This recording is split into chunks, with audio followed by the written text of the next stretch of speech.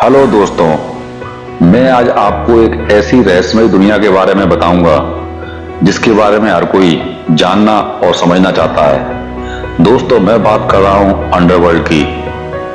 मुंबई में अंडरवर्ल्ड यानी कि भूमिगत अपराधों में अब तक ऐसे कई डॉन हुए हैं जिनके खूनी किस्से बहुत चर्चित रहे हैं। भारत की आजादी के बाद से ही 1960 और 70 के दशक तक करीम लाला, वरदाराजन मुदलियार और हाजी मस्तान नाम के तीन डॉनों का मुंबई अंडरवर्ल्ड पर सिक्का चलता था।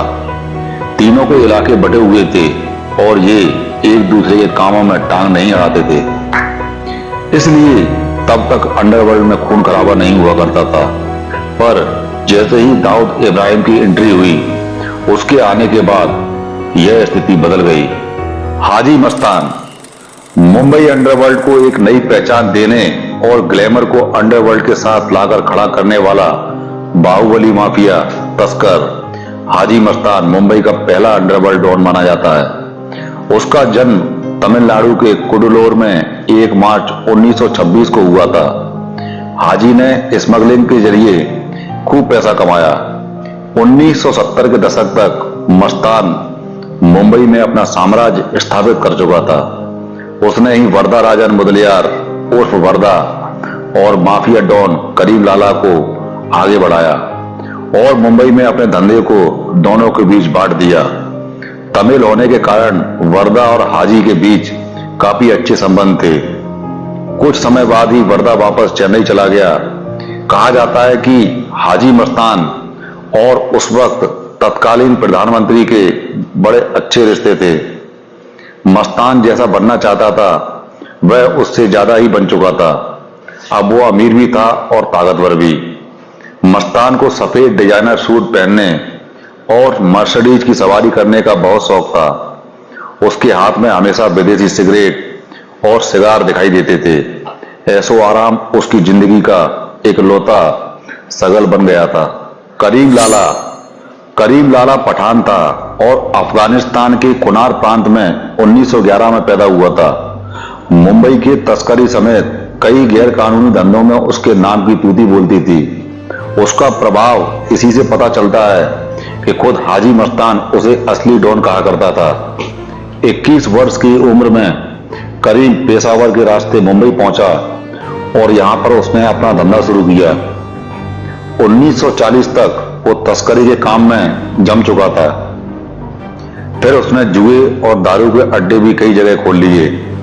इसी समय वरदाराजन मुदलियार और हाजी मस्तान भी सक्रिय थे, पर तीनों के इलाके बटे हुए थे, इसलिए खून खराबा नहीं होता था। वरदाराजन मुदलियार 1926 में मद्रास प्रेसिडेंसी थूथुकुडी में पैदा हुआ था और जल्द से जल्द अमीर बनना चाहता था। छोटी मोटी नौकरी करने के बाद वह 1960 के दशक में 34 साल की उम्र में वह मुंबई चला गया और वीटी स्टेशन पर कुली का काम करता था। वहीं वो अवैध शराब के कारोबार से जुड़ गया। उन दिनों मुंबई में हाजी मस्तान और करीम लाला का राज चलता था। वरदाराजन तब गुर्गा था, लेकिन कुछ ही समय बाद उसने खुद का धंधा शुरू कर दिया। वरदाराजन कारोबार को बढ़ाना चाहता था, जिसके लिए वो हाजी मस्तान से मिला। हाजी वरदाराजन से प्रभावित हुआ और दोनों साथ आ गए।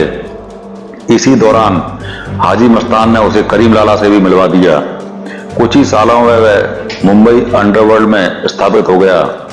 हत्या की सुपारी लेने से लेकर जमीन खाली कराने और ड्रग्स की तस्करी करने जैसे मामलों में मुदलियार शामिल था। हाजी मस्तान ने पूर्व और उत्तरी मध्य मुंबई की जिम्मेदारी वरदाराजन मुदलियार को दे दी, जबकि दक्षिण और मध्य मुंबई का सारा काम करीम लाला संभालने लगा।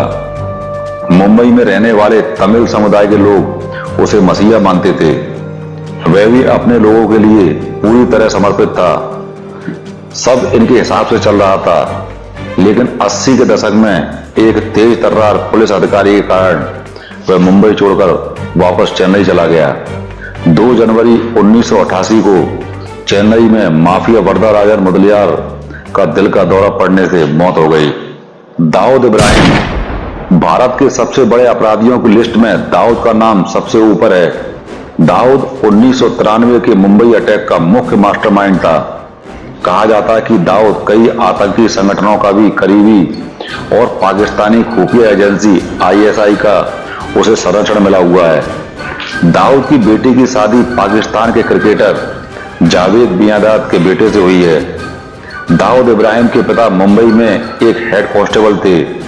उसने अपने भाई शब्बीर के साथ मिलकर तस्करी का धंधा शुरू किया। दाऊद के इस धंधे के आने के चलते करीम लाला के काम में दखल पड़ने लगा और करीम लाला ने इसी झगड़े में 1981 में दाऊद के भाई शब्बीर की हत्या करवा दी।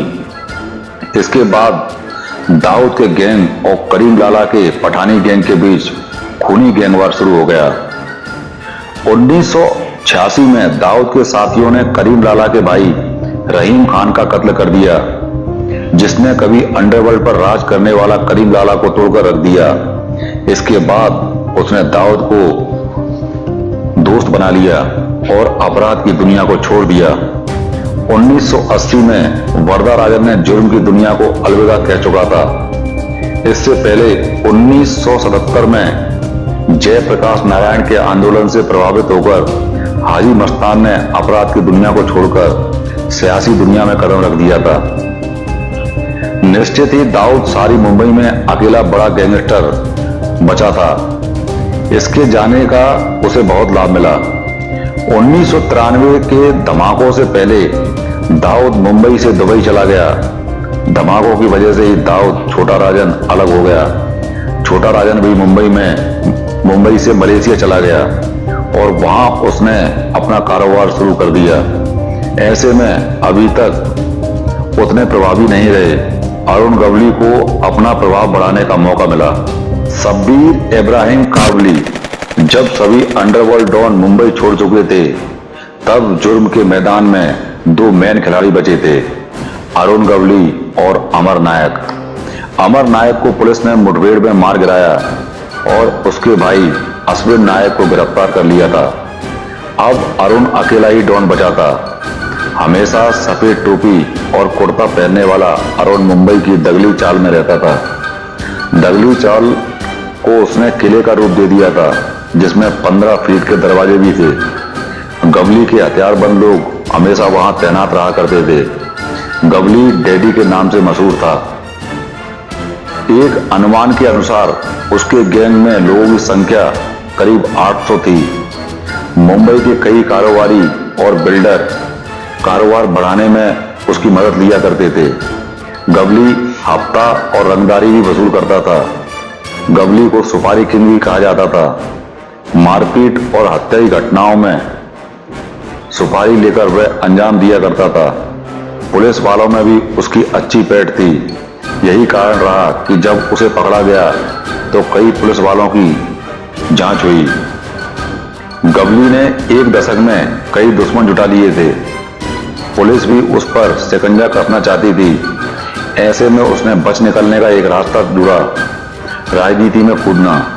उसने 2004 में अखिल भारतीय सेना नाम की एक पार्टी बनाई और महाराष्ट्र विधानसभा चुनाव में अपनी कई कैंडिडेट उतारे। अरुण को लगता था विधायक बनने के बाद पुलिस उसे नहीं छुएगी, पर ऐसा नहीं हुआ। 2008 में उसने शिवसेना के कॉरपोरेटर कमलाकर जमसांडेकर की सुपारी लेकर हत्या कर दी, जिसमें उसे उम्र कैद की सजा सुनाई गई। उधर गवली जेल गया। इधर पुलिस ने एनकाउंटर अभियान चलाया। गवली का पूरा गैंग मारा गया और अभी गवली अपने गुनाहों की सजा जेल में काट रहा है। अबू सलेम। मुंबई की जेल में बंद अबू सलेम एक अरबपति माफिया डॉन है।